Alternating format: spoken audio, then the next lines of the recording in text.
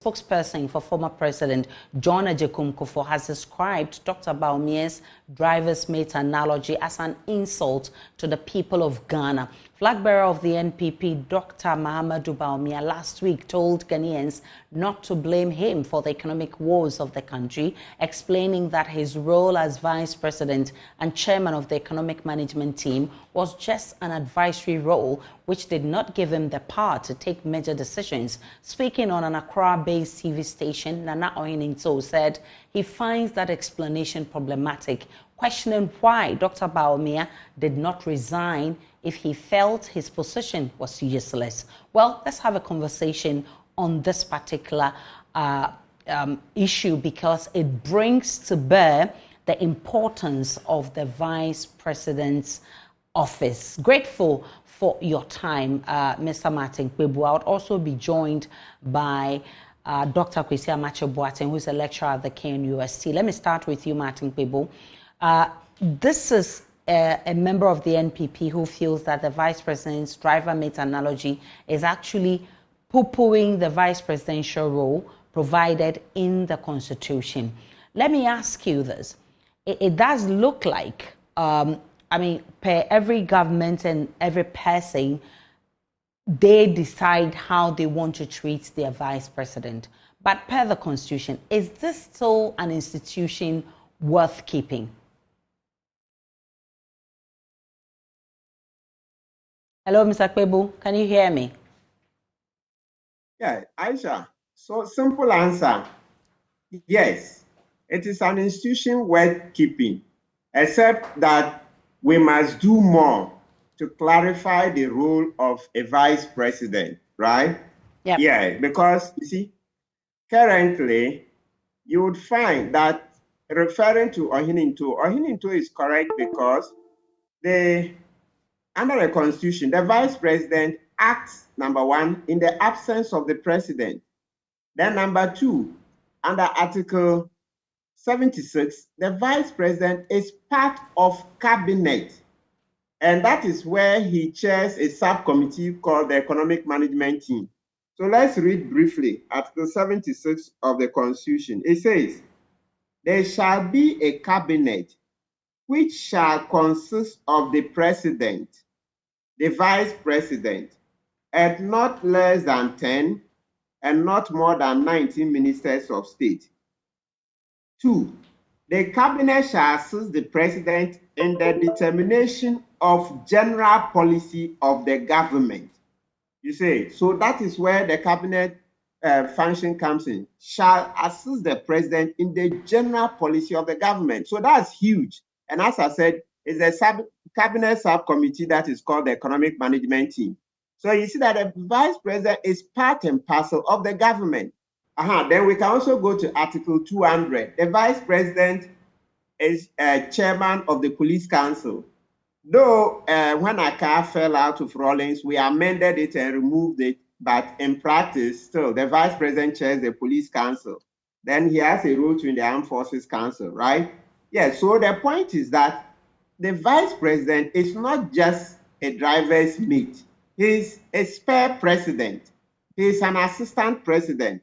So Oyeninto is right. Yeah, you can't fault him for taking on Bawumia for Bawumia mischaracterizing himself. So somebody who has mischaracterized himself, it tells you that then he didn't even know what he's about, because you know that we say that a problem well diagnosed is half solved. So if he didn't even know the role he was playing in government, then that's serious, because for 7 years, if that's how he saw himself, just as a driver's mate, then we have a lot to be very, very scared of. Yes. Right. So that means that institution is worth keeping. Do we have Dr. Amakye-Boateng on the line? If we do, right. So let me ask you this. If you do a comparison of past governments, you realize that it's a personal thing of a president and what he wants to do with his vice. You want to talk of Kufuor and Alieu Mahama. People said Alieu Mahama was not given much, forum to operate. You want to talk about Rawlings and Akar and even Atta Mills, and same thing happened.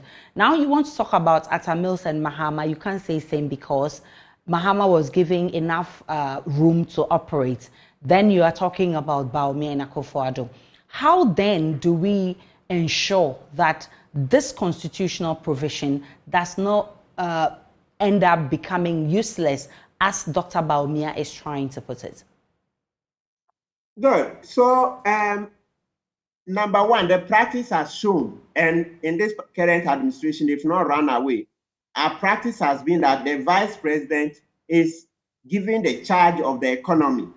So perhaps in the next constitutional amendment, maybe we can put it expressly in there. But so far, Mahama said Atta Mills put him in charge of the constitution, the economy. Vice President Bawumia also says, what do you call it? Akufo-Addo put him in charge, except that now they are saying that he was only in charge for the first term, not the second term. Well, we are not in a position to verify that.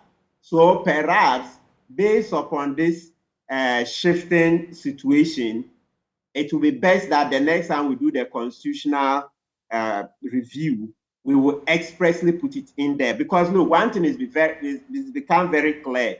The president doesn't know everything. We can't put everything in one man's hands. It leads to abuse of office. And so we've seen it. Because if we are going by Bawumia's, the analysis they are doing. So in the first term, the president allowed him to operate. But in the second term, then the president has taken it away. We cannot develop like that.